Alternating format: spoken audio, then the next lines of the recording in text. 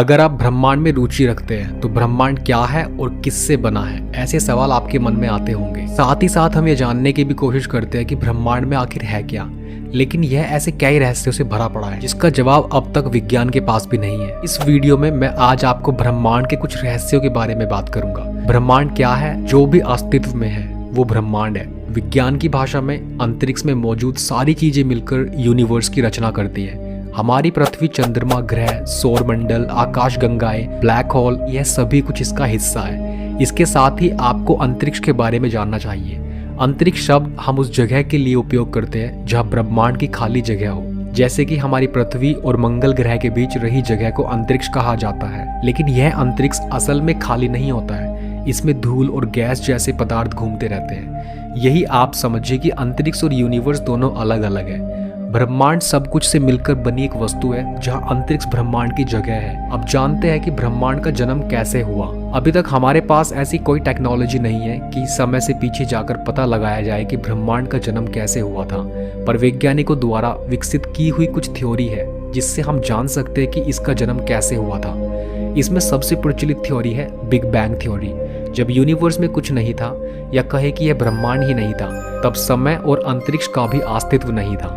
आज से लगभग 13.6 अरब साल पहले इस एक बिंदु से जो कि बहुत ही गर्म, घना और ऊर्जावान था, उसमें एक धमाका हुआ और जन्म हुआ हमारे ब्रह्मांड का। इसी के साथ समय और अंतरिक्ष अस्तित्व में आए। फिर इसी बिंदु की ऊर्जा चारों तरफ फैलने लगी और धीरे धीरे हमारा यूनिवर्स बनने लगा। चलिए अब जानते हैं कि इसके बाद ब्रह्मांड कैसे बना। जब ब्रह्मांड फैलना शुरू हुआ तब वह ये इतना गर्म था कि किसी भी वस्तु का अस्तित्व संभव नहीं था। चारों तरफ बस ऊर्जा ही ऊर्जा थी। फिर बिग बैंग के एक सेकंड बाद प्रोटॉन और न्यूट्रॉन जैसे कण अस्तित्व में आए। अगर इस समय वहां हम मौजूद होते तो भी कुछ नहीं देख पाते, क्योंकि उस समय प्रकाश के कण अस्तित्व में ही नहीं थे, जिसके बिना किसी भी वस्तु को देखना असंभव हो जाता है। फिर अगले 3 मिनट में प्रकाश के कणों ने जन्म लिया।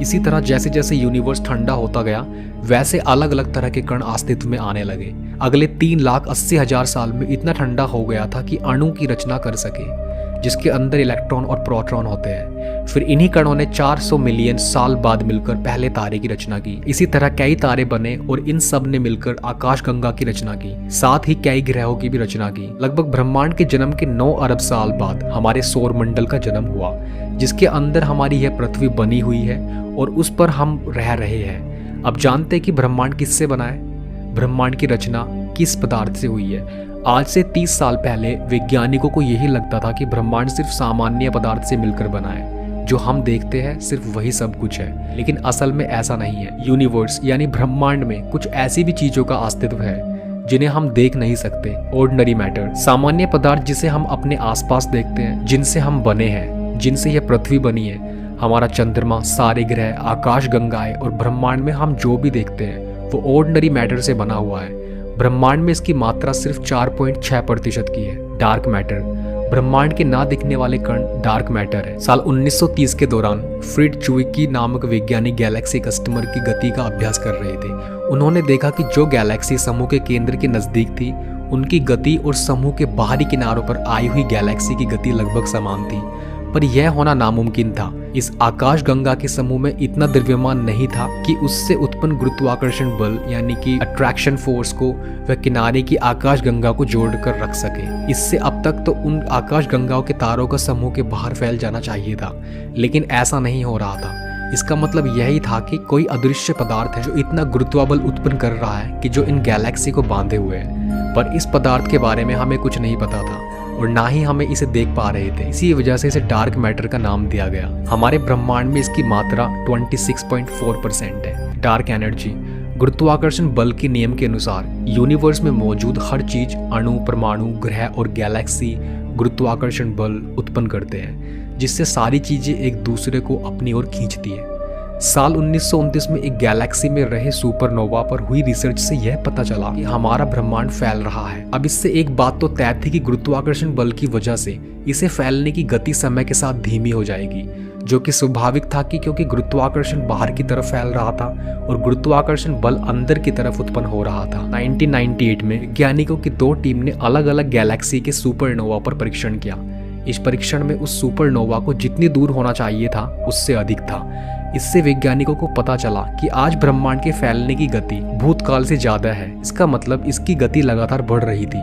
और ऐसा कैसे हो सकता है? उसे तो गुरुत्व बल की वजह से धीमा हो जाना चाहिए था। मतलब कोई रहस्यमय बल तो जरूर था जो हमारे ब्रह्मांड यानी कि यूनिवर्स को फैला रहा था। उस समय ब्रह्मांड की यह रहस्य किसी भी वैज्ञानिकों को समझ नहीं आया, इसलिए उस चीज के समाधान के लिए उसे डार्क एनर्जी का नाम दे दिया गया। इसकी मात्रा ब्रह्मांड में लगभग 69% है। इन्हीं चीजों से मिलकर बना है हमारा ब्रह्मांड। क्या अब आप जानना चाहेंगे कि ब्रह्मांड का आकार क्या है? अभी तक हम यह नहीं जानते कि ब्रह्मांड का आकार क्या है, लेकिन इसकी घनता पर 2 अंदाजा लगाया गया है। अगर ब्रह्मांड के घनत्व का मूल्य 1 से ज्यादा हो तो इसका आकार बंद गोले जैसा होगा, एकदम हमारी पृथ्वी की तरह। इसका मतलब है कि ब्रह्मांड का कोई भी छोर या किनारा नहीं होगा, लेकिन यह अंत भी नहीं होगा। लेकिन अगर घनत्व का मूल्य 1 से कम है तो यूनिवर्स बाहर की तरफ फैलता नजर आएगा। तीसरी स्थिति यह है कि अगर घनत्व का मूल्य 1 होगा तो ब्रह्मांड का आकार समतल होगा। यह हमेशा से फैलता जाएगा और इसकी कोई सीमा नहीं होगी।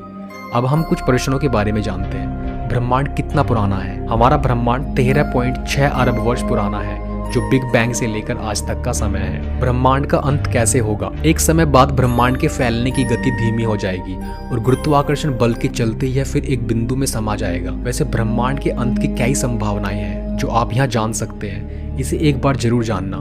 महासंकुचन, महाचीर, महाशीतलन और अन्य। ब्रह्मांड की शुरुआत कब हुई थी?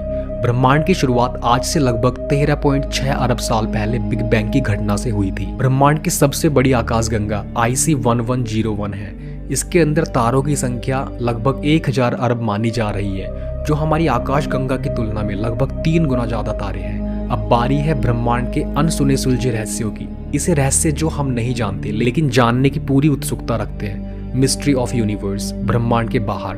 ब्रह्मांड के बाहर क्या है? यह सवाल किसी रहस्य से कम नहीं है। हमारा यूनिवर्स 96 अरब वर्ष में फैला है, जो भी जहां तक हमारी पृथ्वी पहुंच सकी है। इसके आगे क्या है वो हम नहीं देख पाए हैं। इसके आगे ब्रह्मांड ही है या खाली जगह, पता नहीं। कुछ थ्योरी की माने या तो अंतरिक्ष के बाहर हमारे ब्रह्मांड है, यानी कि मल्टी यूनिवर्स।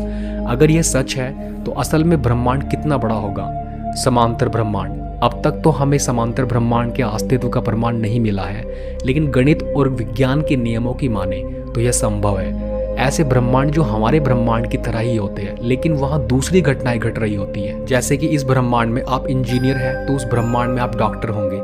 यह बहुत ही गजब की चीज है। ब्रह्मांड में एलियन लाइफ, इसका जवाब देना जितना सरल है उतना ही कठिन। हमारे यूनिवर्स में 100 अरब से भी ज्यादा गैलेक्सी है और उन हर एक गैलेक्सी में 200 से 400 अरब तारे हैं। इन्हीं तारों के कई ग्रह हैं। तो क्या यह संभव नहीं है कि इतने सारे ग्रह में कहीं और भी जीवन ना हो? इतने विशाल ब्रह्मांड में एलियन होने ही चाहिए। इनकी जानकारी हमें एक वैज्ञानिक ने फेर्मी पैराडॉक्स के जरिए दी थी जब वे खाना खा रहे थे। ब्रह्मांड के पहले क्या था? इसका जवाब अभी संभव नहीं है, क्योंकि आप जो कुछ भी देख रहे हैं वो जन्म के बाद ही बना है। ब्रह्मांड के पहले ना तो समय था और ना ही अंतरिक्ष, तो ये जानना लगभग नामुमकिन है। ऐसा माना जाता है कि हमारे पहले भी एक ब्रह्मांड रहा होगा जो एक बिंदु में समा गया और फिर बिग बैंग के धमाके से जन्म हुआ हमारे इस नए ब्रह्मांड का। क्या अब आप ब्रह्मांड की अजीब चीजों के बारे में जानना चाहेंगे? ब्रह्मांड की ये अजीब चीजें क्या है? Any matter. जैसे काले रंग का विरुद्ध सफेद रंग होता है, उसकी तरह कण का विरुद्ध प्रतिकण होता है। कण के केंद्र में रहे प्रोटॉन का विद्युत यानी कि पॉजिटिव होता है और इस केंद्र के आसपास घूम रहे इलेक्ट्रॉन का विद्युत यानी कि निगेटिव होता है। लेकिन जब बात प्रतिकण की आती है तो यह उल्टा हो जाता है।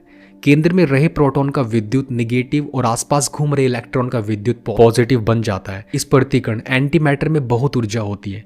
इसके लगभग 10 ग्राम मात्रा से हम यान को मंगल ग्रह पर भेज सकते हैं। लेकिन इसमें समस्या यह है कि ब्रह्मांड में इसकी मात्रा लगभग ना के बराबर है। ब्लैक होल क्या है? ब्लैक होल किसी रहस्य से कम नहीं है। यह ब्रह्मांड के वो दानव है जो अपने रास्ते में आने वाली हर चीज को निगल जाते हैं, यहाँ तक कि प्रकाश को भी, क्योंकि इनका गुरुत्वाकर्षण बल बहुत ज्यादा होता है और इसी वजह से हम इन्हें देख नहीं सकते। जब तारे मरते हैं तब ब्लैक होल जन्म लेते हैं। हम अब तक पता नहीं लगा पाए हैं कि इसके केंद्र में क्या होता है। हाँ, कुछ थ्योरी के माने जाने से हर ब्लैक होल के केंद्र में एक ब्रह्मांड होता है। इसी तरह हमारा ब्रह्मांड भी किसी ब्लैक होल के केंद्र में ही है। ब्रह्मांड से जुड़ी यही अद्भुत कुछ जानकारी है। इस वीडियो में दी हुई जानकारी आपको कैसी लगी कमेंट बॉक्स में जरूर बताना, और अगर आपको वीडियो अच्छा लगा है तो इस वीडियो को अपने फ्रेंड्स के साथ शेयर करना और चैनल को सब्सक्राइब करना नोटिफिकेशन बेल को ऑन करके। Thank you very much.